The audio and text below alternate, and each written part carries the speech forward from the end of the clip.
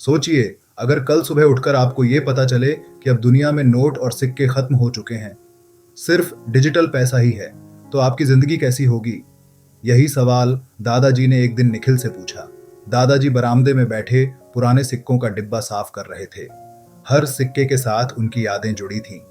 आजादी के समय का 1 रुपया, 80 के दशक का 10 का सिक्का और कुछ नोट जो अब चलन से बाहर हो चुके थे। निखिल ने मुस्कुराते हुए कहा, दादाजी, अब तो ये सब बस कलेक्शन की चीजें रह गई हैं। असली पैसा तो मोबाइल के अंदर है, यूपीआई, नेट बैंकिंग और अब तो क्रिप्टो। दादाजी चौंक गए। लेकिन बेटा, क्या हाथ में नोट होने की खुशी कोई ऐप दे सकता है? जब हम कमाकर जेब में पहला 100 का नोट रखते थे तो वो गर्व अलग ही होता था।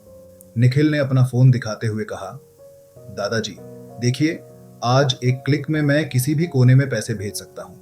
न बैंक की लाइन, न सिक्कों का झंझट, सब कुछ तेज और सुरक्षित। और फिर डिजिटल पैसा रिकॉर्ड रखता है, चोरी डकैती का डर भी कम। दादाजी ने सिर हिलाया। सुरक्षा? बेटा, ये तो कंप्यूटर का जमाना है। हैकिंग भी तो होती है।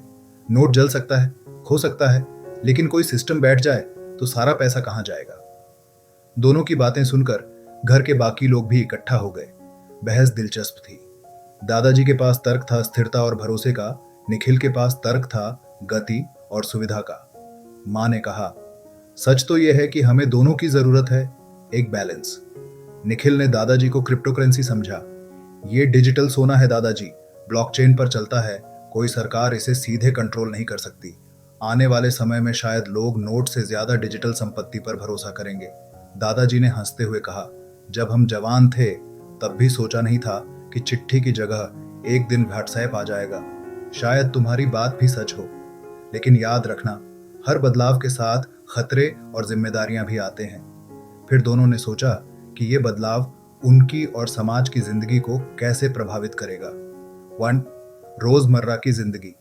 दूध वाले से लेकर बड़े शोरूम तक डिजिटल पेमेंट स्वीकार कर रहे हैं। कैश की जरूरत कम हो रही है। 2. Financial planning. डिजिटल रिकॉर्ड से खर्चों का ट्रैक आसान, लेकिन ज्यादा पारदर्शिता का मतलब टैक्स बचाना मुश्किल। 3. गांव और कस्बे। अभी भी बहुत से लोग इंटरनेट पर भरोसा नहीं करते। उनके लिए नकद ही असली पैसा है। 4. भविष्य की पीढ़ियां, जैसे निखिल, जिनके लिए डिजिटल ही नेचुरल है। दादाजी ने आखिरकार अपना डिब्बा निखिल को थमाया और बोले, बेटा, ये सिक्के तुझे दे रहा हूं, इन्हें याद के तौर पर रखना, क्योंकि हो सकता है तेरे बच्चे इनको सिर्फ म्यूजियम में देखें। निखिल ने भी फोन खोलकर दादाजी के नाम पर एक डिजिटल वॉलेट बना दिया और बोला, दादाजी, और ये है आपका डिजिटल खजाना। अब आप सिर्फ एक क्लिक से दुनिया में कहीं भी पैसे भेज सकते हैं। दोनों ने एक दूसरे को गले लगा लिया। दोस्तों, यह कहानी सिर्फ दादाजी और निखिल की नहीं, बल्कि हमारी भी है।